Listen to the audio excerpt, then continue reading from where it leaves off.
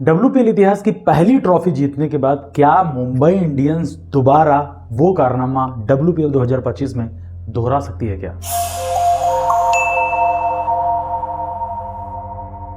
Hello guys, welcome to cricket report. दोस्तों, आज के इस वीडियो में हम लोग डिस्कस करने वाले हैं WPL सीरीज का वीडियो नंबर 3 यानी मुंबई इंडियंस के बारे में। देखो, आपको पता है कि WPL 2023 से स्टार्ट हुआ है। पहली बार जो चैंपियन बनी वो मुंबई इंडियंस थी, यानी हरमनप्रीत कौर की कप्तानी में मुंबई ने वो ट्रॉफी लिफ्ट की थी। दूसरी बार वो ट्रॉफी RCB की तरफ चली गई। तो क्या तीसरी बार, यानी जो तीसरा सीजन होने वाला है, दोबारा मुंबई इंडियंस वो ट्रॉफी एक बार फिर अपने नाम कर सकती है? ये देखना होगा इस वाले सीजन में। तो बेसिकली आज के इस वीडियो में हम लोग जो डिस्कस करेंगे वो मुंबई इंडियंस का फुल स्क्वाड एनालिसिस करेंगे, उनकी बेस्ट प्लेइंग 11 बनाएंगे। दूसरी बात, आपको उनकी वीकनेस और उनके स्ट्रॉन्ग जो पॉइंट्स हैं उन पर डिस्कस करेंगे। और लास्ट में आपके कमेंट सेक्शन के बारे में भी, जितने आपके कमेंट हैं उनको रिप्लाई करेंगे और उनके बारे में भी डिस्कशन करने वाले हैं। तो बिना टाइम वेस्ट किए चलते हैं सीधा अपने वीडियो की तरफ। दोस्तों, आपको पता है कि रिटेंशन हो चुकी है और मिनी ऑक्शन भी हो चुका है। मतलब जितना WPL से रिलेटेड जितना जो कुछ है वो सब हो चुका है और बेसिकली शेड्यूल भी आ गया। मैं ये चीज़ बोलूँ कि मैंने अभी भी देखा था कि 14 फरवरी से स्टार्ट है और 14 मार्च या 15 मार्च को इनका फाइनल खेला जाएगा। तो बहुत जोरों से तैयारियां चल रही हैं और हमने भी इसी सीरीज़ में 2 वीडियोस कर दिए। देखो, आपको पता होगा, पहला डिफेंडिंग चैंपियन, दूसरा रनर टीम यानी दिल्ली कैपिटल्स के बारे में, और आज थर्ड वीडियो है मुंबई इंडियंस के बारे में। और अगला चौथा जो होगा वो UP वॉरियर्स, उसके बाद गुजरात लायंस के बारे में हम लोग डिस्कस करने वाले हैं। तो आज के इस वीडियो को छोड़कर आपको 2 वीडियोज और मिलेंगे। उसके बाद हम एक नई सीरीज स्टार्ट करेंगे। एक हमारे इंग्लिश लैंग्वेज के यूज़र हैं, उन्होंने बताया था most wicket, most runs, average, player watch out for. तो ये जितने भी टाइप के आपको सवाल होंगे उस वाले सीरीज़ में कवर अप कर दिए जाएंगे। आप ये स्क्वाड लगा हुआ आप देख लो, आपको पता चल जाएगा कि किसी भी स्क्वाड में, मतलब किसी भी टीम के किसी भी स्क्वाड में कोई बहुत ज़्यादा मेजर चेंजेस नहीं है। लेकिन फिर भी मैं आपको सिर्फ 2 पॉइंट बताना चाहूँगा। एक तो मैं थोड़ा जानकर हैरान हो गया, या मैं बोलूँ देख कर हैरान हो गया कि यार एजी वोंग जैसी खिलाड़ी जो 2023 के उस टाइटल में उनका कंट्रीब्यूशन अगर निकाल दिया जाए ना, तो मुझे नहीं लगता कि वो ट्रॉफी MI की तरफ जाती। उन्होंने बल्ले से गजब की बल्लेबाजी की। इसके अलावा गेंदबाजी का जब नंबर आया ना, तो उन्होंने शबनम इस्माइल के साथ कंधे से कंधा मिलाकर उस रोल को बहुत ज़्यादा अपने पक्ष में लेके आई, बहुत ज़्यादा हेल्प की। वहाँ से उन्होंने टर्न आउट किया ना, तो वो यार उनकी प्लेइंग 11 बनी है, मैं बोलूँ स्क्वाड बनी हुई, ये देख के थोड़ा सा आश्चर्यचकित हो गया कि यार एजी वोंग कैसे जो है रूल्ड आउट हो सकती है। मैं बोलूँ कि वो उन्होंने अपना नाम पुल आउट कर लिया, जो भी है। एक और चीज़ उन्होंने उनके रिप्लेसमेंट के तौर पर जो है साइन किया, वो है डी क्लार्क। आपको पता होगा डी क्लार्क इसके पहले RCB की तरफ थी, उनको एक भी मुकाबला खेलने का मौका नहीं दिया गया क्योंकि उनकी टीम ही वैसी बन रही थी ना यार। उनको कैसे किस किस जगह पर मौका दिया जाता, उन्होंने उनको रिलीज़ कर दिया और मुंबई इंडियंस ने उनको पिक किया है। तो मुझे ये लगता है कि शायद जो एजी वोंग की उस कमी को फुलफिल करने की कोशिश की गई है। लेकिन अभी भी मुझे संदेह है कि क्या वो डिक्लार को खिला पाएंगी या नहीं खिला पाएंगे। ये भी देखना होगा जब टूर्नामेंट स्टार्ट होगा, फिर पता चलेगा कि हाँ कौन खिलाड़ी फिट है, किसकी फॉर्म कैसी है। बहुत कुछ डिपेंड करता है यार टूर्नामेंट पर।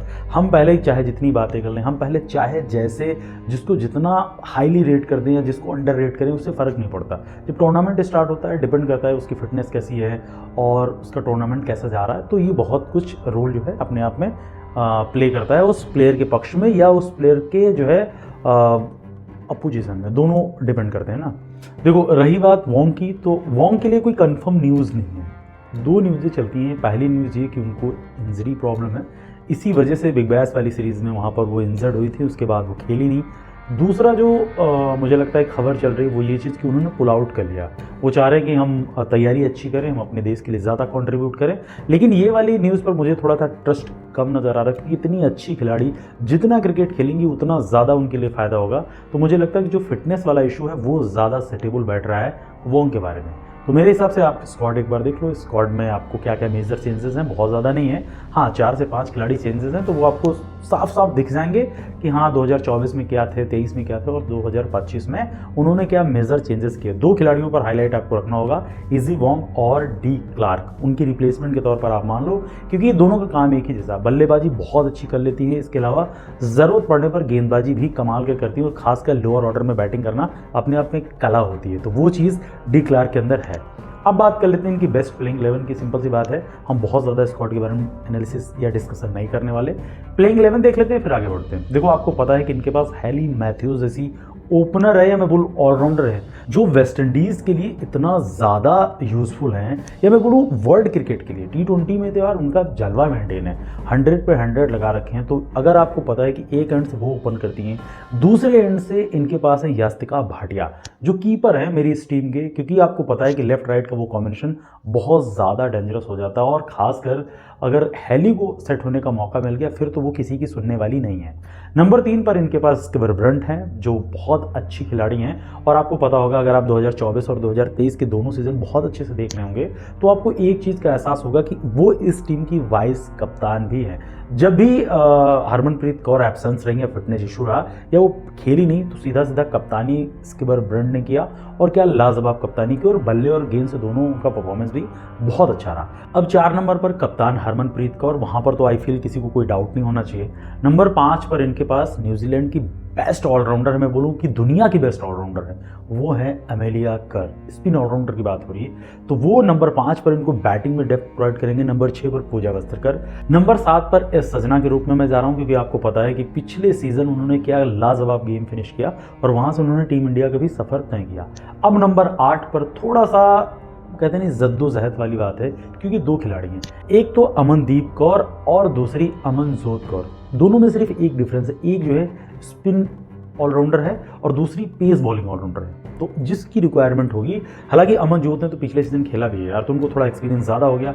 अमनदीप अभी तक उतना ज़्यादा खेली नहीं है, खासकर WPL के इतिहास की मैं बात कर रहा हूँ, बहुत ज़्यादा पुराना इतिहास नहीं, तो इतना ज़्यादा डिस्कशन ठीक भी नहीं है। जैसे भी टीम की रिक्वायरमेंट होगी, अगर फास्ट बॉलिंग ऑलराउंडर के साथ जाना है तो आप जा सकते हो अमनजोत के साथ, अगर आपको स्पिनर के साथ जाना है तो अमनदीप कौर के साथ आप डेफिनेटली जाओ। आपको दोनों अच्छी कैलिबर के खिलाड़ी हैं और आपको स्ट्रांगनेस प्रदान करेंगे, खासकर लोअर ऑर्डर के बैटिंग में। अब आप देखो 8 नंबर तक आपके पास प्रॉपर बैटिंग में डेप्थ होगी, इसके अलावा आपको बॉलिंग के ऑप्शंस बहुत ज़्यादा मिल जाएंगे। अब आपको 9, 10 और 11 पर प्रॉपर 3 गेंदबाज खिलाड़ी। नंबर 9 पर मैं जिस खिलाड़ी की तरफ जा रहा हूँ वो है अक्षिता माहेश्वरी। आपको पता है कि नई खिलाड़ी हैं, इन्होंने स्क्वाड में नया एड ऑन किया है, उनके अंदर पोटेंशियल है, फास्ट बॉलर है, ऑलराउंडर एबिलिटी है, लेकिन मैं प्रॉपर फास्ट बॉलर कंसीडर कर रहा हूँ, क्योंकि अगर आपने फास्ट बॉलर को छोड़कर स्पिनर की तरफ मूव किए तो आपके लिए दिक्कत हो सकती है टूर्नामेंट में आपको। इसके अलावा नंबर 10 और 11 पर 2 बेस्ट क्वालिटी के बॉलर्स हैं। नंबर 10 पर मैं मान के चल रहा हूँ शबनम इस्माइल। आपको पता है कि साउथ अफ्रीका की हैं और लेजेंड क्रिकेटर है, मैं ये चीज़ बोलना चाहूँगा, क्योंकि जिस हिसाब की गेंदबाजी इन्होंने अपने पूरे इंटरनेशनल करियर में की है वो लाजवाब है। साउथ अफ्रीका के लिए खेल रही थी, हाईएस्ट विकेट टेकर है साउथ अफ्रीका की तरफ से। अब रिसेंटली वो खेलना छोड़ दिए हैं, खासकर अब वो लीग्स खेलती हैं। तो शबनम इस्माइल के रूप में आपके पास प्रॉपर फास्ट बॉलर हो गया। आपको पता है कि कैसे कैसे मैचेस आपको उन्होंने निकाल कर दिए हैं। इसके अलावा अगर नंबर 11 की बात की जाए, उसमें कोई डाउट नहीं होना चाहिए, साइका इसाक हैं। आपको पता है कि लेफ्ट आर्म स्पिनर है और बहुत अच्छी कैलिबर की स्पिनर है। उन्होंने पिछले दोनों सीजन में क्या गजब की गेंदबाजी की, और आपको पता है कि उनके अंदर मैच विनिंग एबिलिटी दिखती है, पोटेंशियल दिखता है, और खासकर एक बॉलर के अंदर जो फाइटिंग वाला एटीट्यूड होता है वो भी उनके अंदर देखने को आपको मिल जाएगा। तो ये आपकी प्लेइंग 11 लगी हुई है, मेरे हिसाब से बेस्ट प्लेइंग 11 है। अब आपको बताना होगा कि इसमें से क्या चेंजेस हमें करने चाहिए थे स्क्वाड एनालिसिस करने के बाद, वो सीधा कमेंट में हमें बता दीजिएगा। अब चलते हैं अपने दूसरे सेगमेंट की तरफ, जहां पर हम वीकनेस और स्ट्रेंथ की बात करने वाले हैं। देखो सबसे पहले हम वीकनेस की बात करेंगे, क्योंकि वीकनेस जरूरी है, उसके बाद स्ट्रॉन्ग तो हम बता ही देंगे कि क्या है क्या नहीं है। देखो मेरी नज़र में जो MI का स्क्वाड एनालिसिस करने के बाद मुझे जो चीज़ नज़र आई वो ये थी कि सेकंड फास्ट बॉलर कहाँ है, खासकर एक्सपीरियंस के साथ। आपको पता है कि आप काम चलाने के लिए स्कीपर ब्रंट आपके पास हैं, पूजा वस्त्रकर आपके पास हैं, जो नई गेंद से बहुत अच्छी गेंदबाजी करती हैं। उसके अलावा शबनम इस्माइल आपके पास हैं। लेकिन सपोज दैट किसी स्पिनर से आपने डेथ में गेंदबाजी करवाना शुरू किया और उसको रन पड़ गए, फिर आप किसके साथ जाओगे? ये बहुत बड़ा सवाल है मेरा, और अगर आपको इसका जवाब होगा तो हमें कॉमेंट में इसका जवाब जरूर चाहिए। दूसरी बात यह है कि शबनम इस्माइल काफ़ी लंबे टाइम से इंटरनेशनल क्रिकेट नहीं खेल रही हैं, तो क्या जो लीग्स में खेलती हैं वो वाली फॉर्म यहाँ ला पाएंगी या नहीं ला पाएंगी, ये देखना होगा।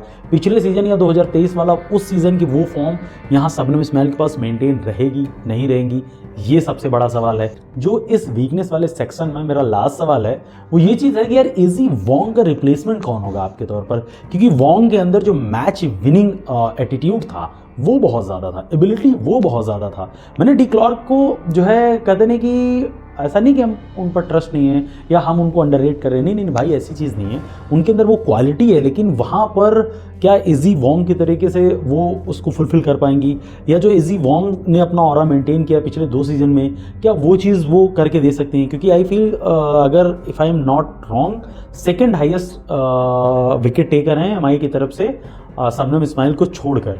तो यार वो बहुत बड़ी बात होती है जब आप किसी लंबे टूर्नामेंट में, खासकर जो 8-8, 10-10 मैचेस आपको खेलने पड़ते हैं, फिर वहाँ से अगर आप निकल कर आ रहे हो तो अपने आप में बहुत बड़ी चीज़ हो जाती है कि आप टूर्नामेंट को कैसे लेके चल रहे हो।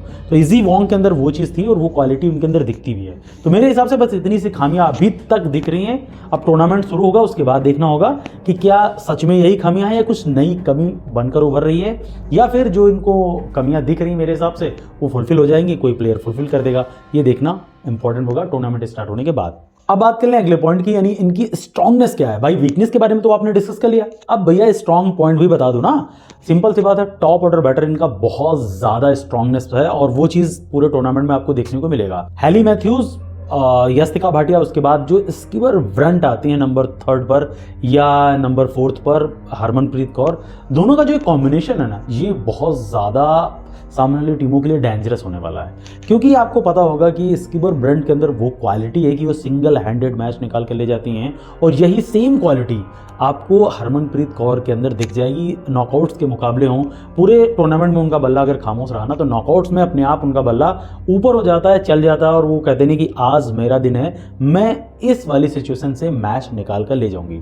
तो हरमनप्रीत का एटीट्यूड। दूसरी बात जो मुझे सबसे प्लस पॉइंट ये लगता है, एमिलिया अगर अभी प्रेजेंट टाइम में T20 cricket of the year बनी है 2024 की, तो वो तो आपको पता है कि वो ऑलराउंडर इतनी अच्छी हैं, बॉलिंग इतनी अच्छी करती हैं और आपको इतना ज़्यादा कॉन्फिडेंस देती हैं, कंट्रीब्यूट करती हैं, वो बहुत ज़्यादा एमिलिया कर की खास बात है। इसके अलावा एक और चीज़ जो नोटिसेबल है, आप नोटिस कर सकते हो, वो है कि यार पूजा वस्त्रकर नई गेंद से गेंदबाजी अच्छी कर लेती हैं, डेथ में गेंदबाजी अच्छी कर लेती हैं। इसके अलावा अगर उनको बैटिंग करने का मौका दिया जाए, खासकर ठीक ठाक पोजीशन पे, तो यार ज़रूरत पे तो आपको बैटिंग भी करके दे देंगी। तो मेरे हिसाब से टॉप ऑर्डर बहुत अच्छा है। एमिलिया कर और पूजा वस्त्रकर इस टीम की मेरे अकॉर्डिंग ताकत हैं प्रेजेंट टाइम में स्क्वाड को एनालिसिस करने के बाद। अब वो टूर्नामेंट में बने रहते हैं, नहीं बने रहते हैं, किसी की फॉर्म अच्छी, किसी की फॉर्म खराब, वो जब टूर्नामेंट शुरू होगा फिर हम लोग उस चीज़ में लाइव टू लाइव डिस्कस कर लेंगे। तो मेरे हिसाब से ये इनके स्ट्रॉन्ग पॉइंट थे। अब भैया मैंने इनको रेटिंग कितना दिया, तो देखो भाई मेरे हिसाब से मैंने 2-3 कमियां गिनाई हैं और बाकी स्ट्रॉन्ग 2 टीम है, तो 8.5 आउट ऑफ 10 की रेटिंग है। यानी WPL में हमने DC को 9 दिया था, RCB को 8.5 और सेम टू सेम MI को 8.5 आउट ऑफ 10 की हमने रेटिंग दी है। तो मेरे हिसाब से ये था पूरा का पूरा एनालिसिस। अब आपको क्या करना है, अपनी राय कमेंट में ज़रूर बता देनी। अब हम लोग देख लेते हैं आज के कुछ कमेंट्स। भैया हमारे यूज़र हैं इंग्लिश नॉलेज बायजूस, उन्होंने एक चीज़ बोली है कि Sophie Devine and Sophie Molineux ruled out है पूरे टूर्नामेंट के लिए। तो एक चीज़ भाई मैं आपको जवाब देना चाहूँगा कि सोफी मोनलिक्स का तो 101% सर्टेन है कि उनको इंजरी है, इंजरी प्रॉब्लम है, तो वो पूरे टूर्नामेंट से बाहर हैं। और अगर आप स्क्वाड देखोगे खासकर WPL की ऑफिशियल वेबसाइट पर, तो आपको RCB में ये स्क्वाड दिख जाएगा, उन्होंने उसका रिप्लेसमेंट भी ले लिया है। अगर आप बात कर रहे हो सोफी डिवाइन की, तो उन्होंने प्रेस कॉन्फ्रेंस में उनके कोच और उन्होंने थोड़ा सा एग्री किया है, लेकिन खुलकर नहीं बोला ना कि यार हम पुल आउट कर रहे हैं या हम नहीं जाएंगे। क्योंकि जो चीज़ हमने देखा था WPL की ऑफिशियल वेबसाइट पर और खासकर RCB के उस स्क्वाड पर, तो अभी भी डिवाइन का नाम वहाँ पर है। अगर डिवाइन जाएंगे तो उनका रिप्लेसमेंट कोई ना कोई आएगा, तब हम इस बारे में थोड़ा ज़्यादा बेहतर डिस्कस कर सकते हैं। अगले यूज़र की तरफ बढ़ेंगे, उन्होंने बताया कि भाई MSD की तो एज भी हो गई है, उनसे अच्छे कई फिनिशर्स हैं। तो यार जो हमने फिनिशर्स वाला वीडियो बनाया था उसमें आपको बहुत क्लियरली बोला है कि हम MSD को काउंट नहीं कर रहे हैं, क्योंकि आपको पता है कि अगर MSD अपने प्राइम पर हों तो उनसे बेहतर फिनिशर अभी तक हमने वर्ल्ड क्रिकेट में नहीं देखा है। दुनिया यार फिनिशर कहती है, तो उनसे बेहतर प्रेजेंट टाइम में हाँ एज फैक्टर उनको काउंट मत करो ना यार। उसके अलावा मेरी नज़र में बहुत सारे हैं, आपको रिंकू मिल जाएंगे, रसल मिल जाएंगे, आपको डेविड मिलर मिल जाएंगे, सिमरन हेटमायर फिनिशर के तौर पर, ध्रुव जुरेल आपको मिल जाएंगे। तो बहुत सारे फिनिशर हैं। अगर आप हार्दिक पांड्या को काउंट करना चाहो, टिम डेविड को काउंट करना चाहो, जीतेश शर्मा को काउंट करना चाहो, तो यार आपके पास एक से बढ़कर एक फिनिशर्स हैं। तो MSD को आप लिस्ट में मत लाओ। अगले यूज़र हैं, उन्होंने एक चीज़ बोला है भाई, वो थोड़ा डांट लगा रहे हैं कि रोज़ एक वीडियो डालो, कोई एक्सक्यूज़ नहीं है। तो भाई बीच में थोड़ा सा शेड्यूल गड़बड़ हो गया था, कुछ काम होता है, कहीं ना कहीं कोई इंसान फंस जाता है। इसके अलावा आपको एक दिन शॉर्ट वीडियो मिलता है, एक दिन long video time to time आपको मिल रहा है। और बहुत जल्दी यार हम लाइव स्टार्ट करेंगे तो उसमें आपको कहते नहीं जितने सिकवे गिले हैं वो सब मिट जाएंगे। अगले यूजर की तरफ बढ़ते हैं। उन्होंने बोला भाई हेटमायर कहाँ है, यानी ये बात कर रहे हैं हमारे फिनिशर्स वाले उस वीडियो में जहाँ पर हमने हेटमायर को नहीं रखा। तो भाई हेटमायर वाला वीडियो दूसरे टाइम आ जाएगा, उसका पार्ट 2 आ जाएगा। और रही बात फिनिशर्स में, तो हमने काउंट करवा दिया यार, Rinku, रशल, David Miller, Hetmyer top finisher हैं प्रेजेंट टाइम में। हार्दिक पांड्या आप काउंट कर लो तो यार तो गजब की बात है। एक और यूज़र है, उन्होंने बोला है कि भाई आज पता चला कि 1000 मैच खेलने के बाद भी, अनगिनत मैच फिनिश करने के बाद भी कोई मिलर के ऊपर रिंकू को कैसे ले सकता है। भाई आपके चैनल से ये उम्मीद नहीं थी। ये दिस वर्सेस दैट वाला कंटेंट एक दिन पैदा हुए बच्चे के साथ मत करो, कोई ऐसा कैसे हो सकता है। तो भाई आई फील आप 1000 मैचेस 100 मैच की बात कर रहे होंगे, क्योंकि 1000 मैच तो आपको पता है, बोलने की ज़रूरत नहीं है। रही बात डेविड मिलर के ऊपर रिंकू सिंह को रखने का, तो मैं आपको एक एग्जांपल देता हूँ। डेविड मिलर बहुत लंबे टाइम से फिनिशर का काम कर रहे हैं, लेकिन आपको पता होगा कि वो सेट होने के बाद भी आउट हो जाते हैं। लेकिन रिंकू, आप मुझे बताओ, टीम इंडिया में आप बता दो, केकेआर की तरफ से बता दो, या आप डोमेस्टिक में यूपी की तरफ से खेलते वहाँ बता दो, कि अगर उस बंदे ने, जो आपको लग रहा होगा कि इम्पॉसिबल सा टारगेट है, उसको चेस नहीं कर सकते, उसने माइंड में अगर सेटअप किया है तो भाई वो उस टारगेट को रीच आउट कर लेता है, वहाँ तक पहुँच जाता है। तो प्रेजेंट टाइम के अगर फॉर्म, टेम्परामेंट, कैलिबर, सब चीज़ देखा जाए तो यार मुझे लगता है कि रिंकू और डेविड मिलर में मैं आज भी रिंकू के साथ कंसिस्टेंट बना हुआ हूँ। हाँ, सेकंड नंबर पे मैं मिलर को रख सकता हूँ, या आंद्रे रसल को रख दूंगा, या फिर आप हेटमायर की बात कर लो, उनको रख दूंगा, हार्दिक पांड्या की बात कर लूँगा। लेकिन यार प्रेजेंट टाइम में मुझे लगता है कि रिंकू बेस्ट फिनिशर है। हाँ, आपको लग रहा है कि डेविड बहुत ज़्यादा अच्छा है, तो ठीक है, देखो डेविड मिलर के पास एक्सपीरियंस बहुत है, बहुत ज़्यादा उन्होंने मैचेस जिताए। मैं ये चीज़ नहीं बोल रहा हूँ, उनको अंडर एस्टिमेट नहीं कर रहा हूँ, लेकिन भाई हर एक बंदे का टाइम होता है। वो साउथ अफ्रीका के लिए बहुत अच्छी अच्छी नॉक्स खेलते हैं, लेकिन कभी कभी वो चलते हैं, कभी फॉर्म पकड़ी कभी नहीं पकड़ी। उनके अंदर वाला जो कहते नहीं एक सिक्के के दो पहलू, तो दूसरा पहलू मुझे नहीं दिखता। वो अटैकिंग माइंड के साथ जाते हैं, लेकिन दूसरा वाला यानी डिफेंड करने के लिए, वो चीज़ मुझे थोड़ा सा खलता है डेविड मिलर के लिए। नहीं तो आपको पता है कि उनके पास ऐसा कोई शॉट नहीं है जो वो खेल ना सके, उनकी रीच बहुत ज़्यादा है। इसी वजह से मुझे लगता है कि रिंकू थोड़ा बेहतर है, क्योंकि रिंकू सिचुएशनशिप को खेलते हैं, जैसे सिचुएशन वैसा खेलते हैं। आपको पता है उड़ाने वाला काम है तो उड़ा देंगे, रोकने वाला काम है तो रोक लेंगे। इसी वजह से हमने ना रिंकू को थोड़ा सा अपर हैंड दिया, वो ऊपर रखा हुआ है। अब आपको क्या लगता है कि आप मेरी बात से एग्री नहीं एग्री, सीधा कमेंट में बता दो।